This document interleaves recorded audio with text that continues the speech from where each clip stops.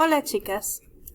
Today I'd like to run a class with a campanita prayer, a review of the calendar and the seasons.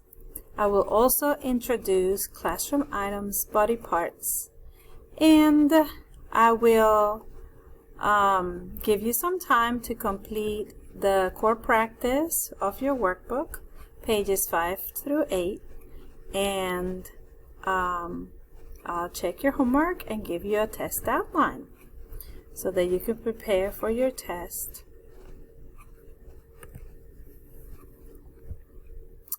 On your campanita, you are asked to fill in the middle the number that fits, and as you see, there were sequences. So in sequences, it is really easy because all you have to do is the number that's stuck in the middle. So what we did was we first put in the number, and then on the side we wrote the word in Spanish. And so as you can see, 2, 7, 8, 11, and 15 are words that you would have to memorize because that's how they come and that's what they say. However, 18 and 24 are compound words that are easily made by pairing up the diez, taking out the z, introducing the ci, and adding on the number. That happens from 16 all the way to 19. So this one you can create on your own without having to memorize it. Okay?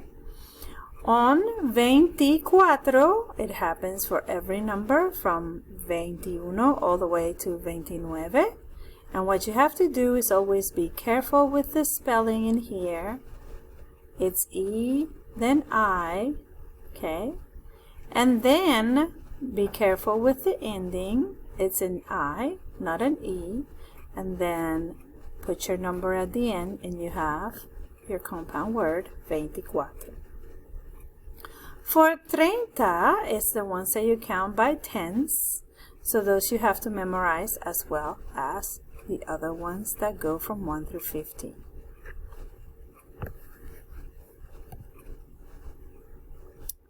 For our cultural aspect, we have, where is Lionel Messi from? So this is one of the practices where we introduce cultural aspects, but we also put samples of multiple choice questions that you may experience the same level of design as in an ACT. And so when you are faced with questions that perhaps you may not know the answer to, you are forced to choose the best one out of all your guesses. And you also have to figure out the clues in it and use your process of elimination, right? So 2 weeks ago we talked about Lionel Messi in class, and we talked about the place where he was from and the place where he played for soccer. So you may not remember it now, but Lionel Messi is not from Spain, even though he plays in a team in Spain. He's not from Brazil, because if he was from Brazil, he would speak Portuguese, and then I wouldn't be talking about him in a Spanish class. He's not from Barcelona, because that's actually the team where he plays at. He is actually from Argentina. So the process of elimination should take you there. What soccer team does Lionel Messi play for? I just gave that to you. It is Barcelona. So the other ones are kind of there to confuse you. And you can see like Real Madrid will be your closest competition, but the other two don't even make it close, right?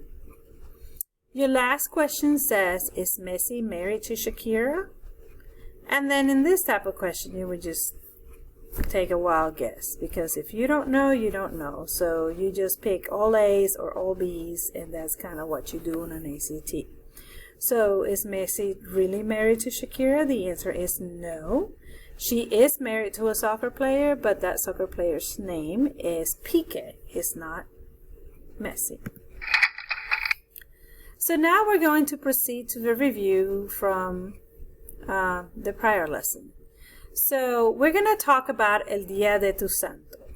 So in Hispanic culture, especially Central America and specifically Mexico as well, they have their birthdays for regular birthdays, but they also have another celebration, which is El Día de tu Santo, which means that everybody has a Catholic given name. And so the day of your Catholic given name, you also celebrate it as if it was another day for celebration. For example, I was talking to you in class about my mother, whose name is Josefina. And Josefina comes from Joseph. And so she celebrates her birthday, but she also celebrates the feast of Saint Joseph.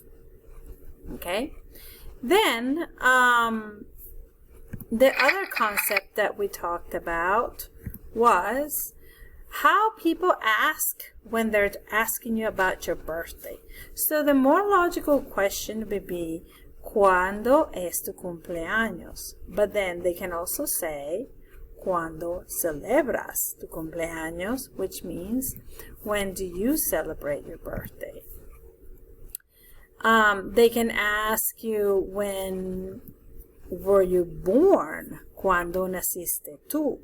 Yo nací el 25 de noviembre de 1990. Okay, they can ask that. And then they can also use that phrase to ask about your mother or anybody else. So those phrases, you just have to be familiar. The other concept that we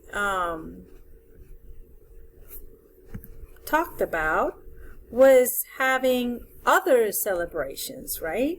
And I wanted you to know all these different celebrations so that you can write the day and the dates related to them, right? So for example, Navidad is Christmas. El Año Nuevo is New Year's. Tu cumpleaños, we just discussed it. It was your birthday. El Día de los Muertos is the Day of the Dead. El Día de Acción de Gracias is Thanksgiving. El Día de la Independencia is Independence Day. Now you're going to see those plus some more. El Día de los Reyes Magos is the Epiphany Day, which is when the wise men bring presents to baby Jesus that has been born, and we call them Magi's.